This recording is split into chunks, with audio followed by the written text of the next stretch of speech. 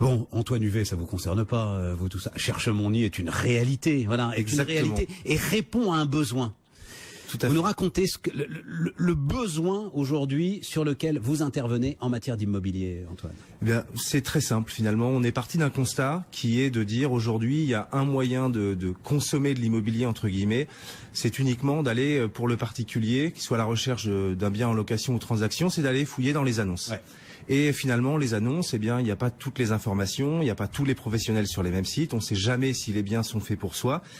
Eh bien, on s'est dit, nous, on va inverser les choses et on va permettre finalement, eh bien, à un particulier de définir sa recherche très personnalisée et de l'envoyer à tous les professionnels de son secteur de recherche pour que ces professionnels proposent les biens.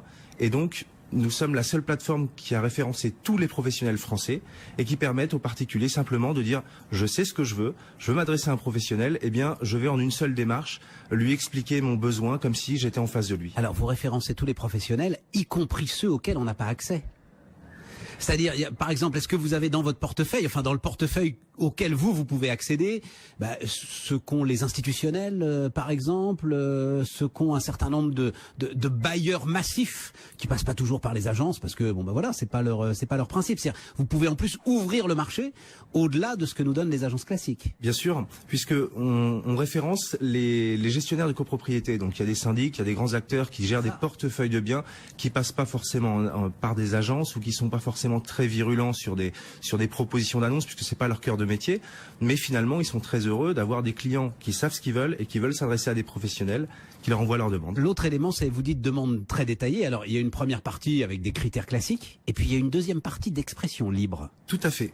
Et c'est là où il y a peut-être une limite quand même à votre capacité à croître, c'est qu'il faut pouvoir le lire, ça. C'est-à-dire qu'il faut qu'il y ait un individu, avant que l'intelligence artificielle soit capable de savoir ce que je veux dire quand je décris le logement de mes rêves, il faut être capable de le lire et de le transmettre à un... Exactement. Alors, nous, notre pari, c'est pas l'intelligence artificielle, c'est l'humain, parce qu'on considère que l'immobilier, c'est la vie des gens, c'est l'humain, et que, en tant qu'ancien professionnel, je sais bien que chaque client a des attentes particulières et surtout des contraintes de vie ou des souhaits. Et finalement, l'expression de ce besoin, c'est une étape qui est très importante. Mais même avant cette étape-là, le particulier va dessiner sur une carte pour dire voilà où je veux habiter à la rue près. Donc le professionnel reçoit la demande du client avec quelques champs saisis, la carte dessinée et aussi l'explication, et on impose au particulier d'aller définir cette explication. Si c'est pas défini, on considère que le projet est pas assez mûr ou que le client ne sait pas forcément ce qu'il veut. Et à la rue près, ça veut dire que dans cette rue, il y a une ambiance particulière et donc on va lui proposer des rues, parce que trouver un bien dans la rue dans laquelle il veut vraiment habiter, j'imagine que c'est compliqué, mais on va lui proposer des rues où cette ambiance est comparable. C'est ça un peu votre idée, quoi. Pas impossible, c'est purement géographique, puisque en général, quand vous regardez une recherche immobilière, qu'est-ce que vous faites? Vous prenez une carte et vous dites, si c'est purement voilà où je veux habiter. Moi, je pensais que vous alliez affiner. Alors, on affine, on a des choses qui sont en cours justement pour aller s'imprégner de la vie locale avec des écoles, des commerces, etc. Et on a des belles choses en cours, mais je vous en parlerai un petit peu plus tard. Mais bon, on inverse totalement l'idée. Je ne suis plus en recherche d'un appartement, mais c'est Cherche mon nid qui me propose. Ce sont les professionnels qui proposent par Cherche mon nid. Et le particulier a un tableau de bord. Il a toutes les réponses des professionnels dans une messagerie instantanée. Donc on facilite vraiment les échanges entre particuliers et professionnels.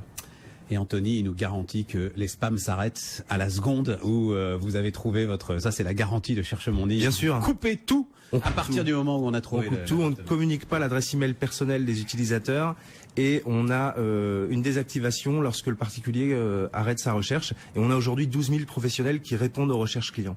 La tech et l'IMO, étroitement évidemment mariés, vous le comprenez bien. Si vous nous écoutez régulièrement à 8h30.